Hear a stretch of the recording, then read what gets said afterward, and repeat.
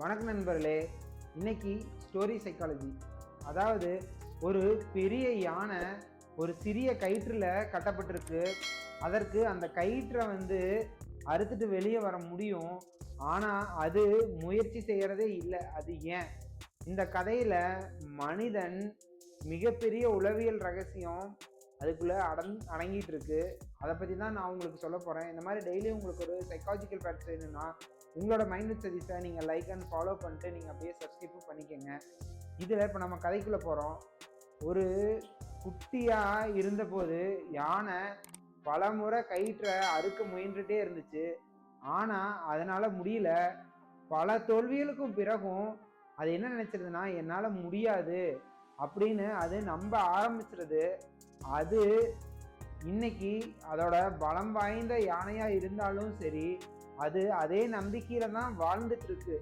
இதுல தான் உங்களுக்கு சைக்காலஜியில ஒரு லெசன் இருக்கு. இதை சைக்காலஜியில என்ன சொல்றாங்கன்னா, ஒரு லேர்ன்டு ஹெல்ப்லெஸ்னஸ் அப்படின்னு இதை சொல்றாங்க. அதை ஏன் அப்படி சொல்றாங்க? அதாவது பல தோல்விகளுக்கு பிறகு மனிதர்கள் கூட என்னால் முடியவே முடியாது, நான் இதில் தோத்துட்டே இருக்கேன் அப்படின்னு அவங்க நம்ப ஆரம்பிச்சிடுறாங்க. அதனால வாழ்க்கையில இது எப்படி நடக்குது? அதாவது தேர்வில் நம்ம தோல்வி அடைஞ்சிட்டோம்னு வைங்க, அதை திரும்பி எழுதுறதுக்கு நம்ம பயப்படுவோம். இதுல அப்புறம் வியாபாரத்தில் நம்ம தோல்வி அடைஞ்சிட்டோம்னு வைங்க, அதுக்கப்புறம் நம்ம ஒரு பிஸ்னஸ் செய்யறதுக்கு யோசிக்க ஆரம்பிச்சிடுவோம். அப்புறம் நம்மளோட ரிலேஷன்ஷிப்ல தோல்வி, அதாவது உறவுல தோல்வி அடைஞ்சிட்டாலும் தேவையில்லாமல் நமக்கு ஒரு ஸ்ட்ரெஸ் இதில் வந்துடுது. அப்புறம் நம்மளுக்கு வேலை கிடைக்காதது, அதுவும் நம்மளுக்கு தேவையில்லாத ஒரு பிரச்சனையை கிரியேட் பண்ணிட்டே இருக்கு. இந்த உங்களோட திறமைகளை நீங்கள் தான் வளர்த்துக்கணும். அதனால் உங்களோட நம்பிக்கையை மட்டும் பழைய இடத்துலையே இருந்துகிட்டே இருக்குது. இதில் முக்கியமான 3 பாடங்கள் என்னன்னு கேட்டிங்கன்னா, கடந்த தோல்விகளை நீங்கள் மறந்துட்டு அதை எதிர்காலத்தை தீர்மானிக்க விடவே கூடாது. நீங்கள் உங்களுக்கு பயனுள்ள உண்மையை மட்டும் நீங்கள் எடுத்துக்கணும்.